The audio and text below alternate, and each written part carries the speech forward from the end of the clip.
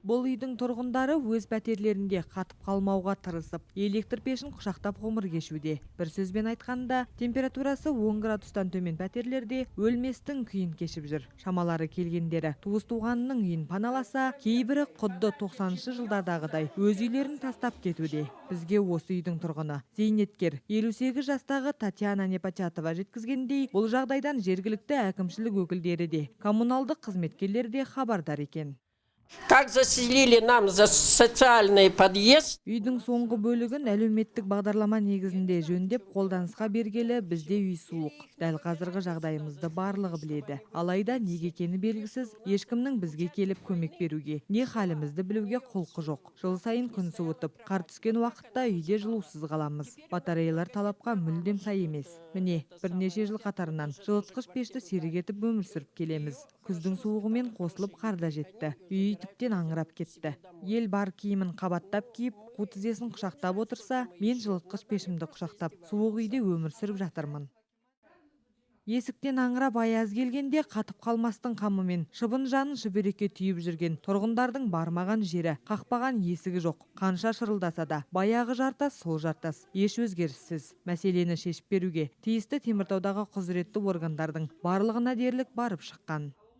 Батареям суық, көріп тұрсыздар, кухнямның қабырғасы уже 7 жыл болды, қап-қара осылай. Жылда жуам, осылай қара шыға береді. Шофтары вообще мына домның істелмеген. Қалай болса солай тапсыра салған әйтеуір, и солай біз тұрып жатырмыз.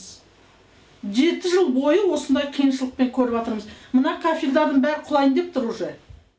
Екі баласын жалғыз өзі ғана өсіріп отырған Надежда Шарафудинованың бұл үйден басқа барар жері, басар тауы жоқ. 6 жастағы үлкен ұлына туғанынан ақ церебралды сал ауруы диагнозы қойылған. Бүгінде шарасыз ана қос құлыншағын бір-бірінен айырып, науқас үлкенін үнемі дәрігерлердің көмегімен санаторияларға жібереді екен. Ал демалыс орындарында мүмкіндік болмаса, көршілерінің үйіне жылыну үшін апарып отырғызып кетеді. Біз барған кезде де баласын көршісінің үйіне жылыту үшін апарып қойыпты. Екі баланы тәрбиелеп отырған жалғыз бастана, үлкен ұлына науқастық үшін берілетін ақшаның көмегімен ғана күн кешуде. Бұл үйді жөндеп, талапқа сай етуге оның ешқандай шамасы жоқ. Жалаң бетонға төселген линолеумда жүрген 2 жылы да соңғы уақытта жиі сырқаттана бастаған. Надежданың көршілерінің де жағдайы осыдан артық емес.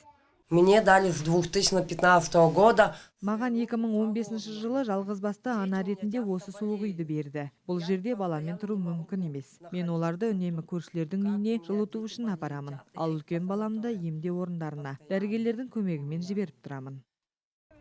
Тұрғындардың айтуынша коммуналдық қызмет өкілдері өткен жылы қыс мезгілінде келіп көмек қолын созған. Тіпті мәселе толық шешілгендей көрінген. Алайда қар түспей жатып пәтерлер бұрынғы қалпына қайта түскен. Оқ жетпесті жауапкершілігі шектеулі серіктестігінің қызметкерлері бұл жағдайдан хабардар болғанымен шара қолдануға еш асығар емес. Қаланың жартысынан көбін жылумен қамтып отырған оқ жетпесті коммуналдық мекемесі бар мәселе тұрғындардың өзінде дейді.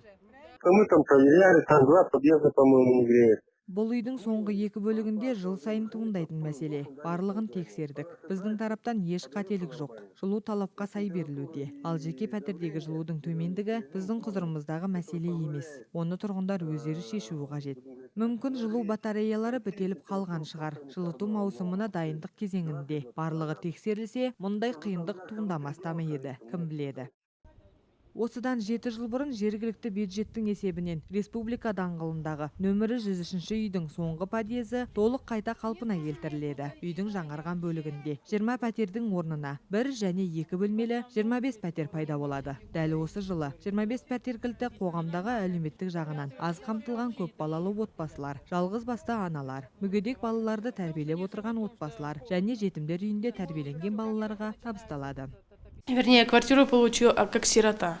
Маған бұл үйді жетім болғаннан кейін берді. Міне биыл 7-ші жыл болды тұрып жатқаныма. Ешқандай жағдай жасалмаған, суық. Алғашқы жылы бәрі оңалар деп күттім. Бірақ суық үй күн санап суытып келеді.